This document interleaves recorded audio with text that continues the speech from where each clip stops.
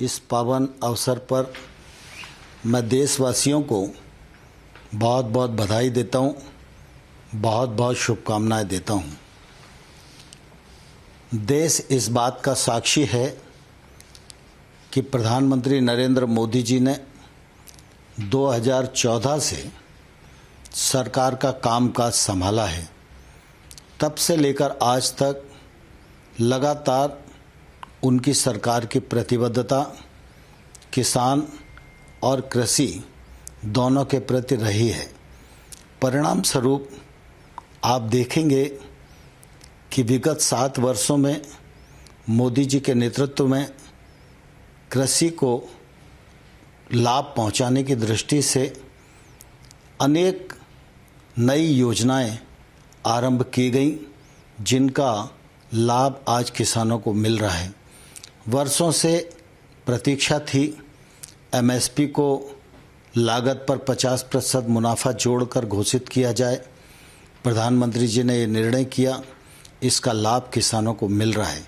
सिर्फ इतना ही नहीं, प्रधानमंत्री नरेंद्र मोदी जी की सरकार ने सरकारी खरीद को लगभग 2 गुना किया। पहले गेहूं और धान 2 ही जिन्सों की खरीद होती थी। मोदी जी के निर्देश के बावजूद कपास, दलहन, तिलहन और मोटे अनाज की भी खरीद प्रारंभ हुई है। देश भर में छोटे किसानों को आय सहायता देने के रूप में पीएम किसान सम्मान निधि योजना आरंभ की गई। 1,62,000 करोड़ रुपया इस योजना के माध्यम से किसानों की जेब में पहुंचाने का काम किया। क्रॉप लोन की तरफ अगर हम ध्यान देंगे तो क्रॉप लोन को इन 7 वर्षों में 2 गुना किया गया है। किसान क्रेडिट कार्ड के कवरेज को भी बढ़ाने के सद प्रयत्न किए गए हैं। कृषि क्षेत्र में अधोसंरचना की कमी लंबे समय से थी। इस अधोसंरचना को बढ़ाने के लिए 1 लाख करोड़ रुपए का इंफ्रास्ट्रक्चर फंड प्रावधानित किया गया, जिस पर काम प्रारंभ हो गया है। अनेक संस्थाओं को इसका लाभ मिलने लगा है।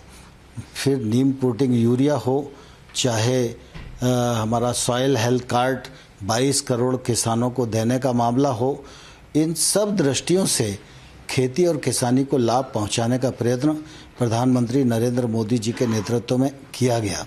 प्रधानमंत्री जी चाहते थे कि किसानों के जीवन में जो बंदिशें हैं उनको खोला जाए। इस दिशा में अनेक कृषि अर्थशास्त्रियों ने, वैज्ञानिकों ने लंबे समय तक अध्ययन किया और इसके परिणाम स्वरूप प्रधानमंत्री जी कृषि सुधार की दृष्टि से 3 कानून लेकर आए, जिनको लोकसभा और राज्यसभा ने पारित किया। उन कानूनों का लाभ निश्चित रूप से किसानों को मिलने वाला था और उन कानूनों के पीछे प्रधानमंत्री जी की साफ नियत थी कि किसानों के जीवन में क्रांतिकारी बदलाव आए। लेकिन मुझे दुख है कि इन कानूनों का लाभ हम देश के कुछ किसानों को समझाने में सफल नहीं हो पाए। मैं इस अवसर पर उन लोगों को भी धन्यवाद देना चाहता हूं, जिन्होंने हमारे साथ मिलकर कृषि अर्थशास्त्रियों ने, वैज्ञानिकों ने, किसान संगठनों ने इन लाभों को समझाने की कोशिश की।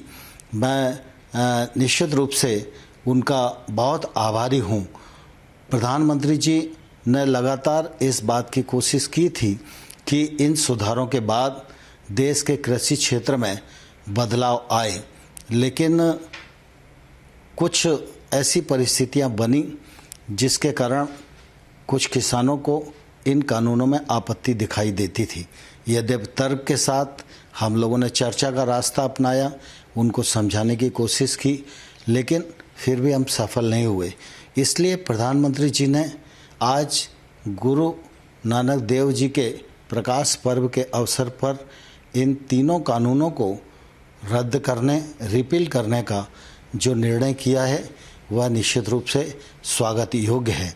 प्रधानमंत्री जी यहीं नहीं रुके, साथ ही साथ प्रधानमंत्री जी ने आज यह भी कहा है कि जीरो बजट खेती हो, एमएसपी हो और क्रॉप डाइवर्सिफिकेशन का विषय हो, इन सब पर एक समिति बनाई जाएगी। इस समिति में केंद्र सरकार, राज्य सरकार, किसान, वैज्ञानिक, अर्थशास्त्री, ये सब उस समिति में रहेंगे।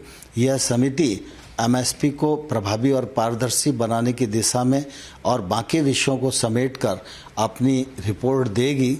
वह रिपोर्ट आने वाले कल में किसानी के क्षेत्र में लाभप्रद होगी, ऐसा मुझे विश्वास लगता है।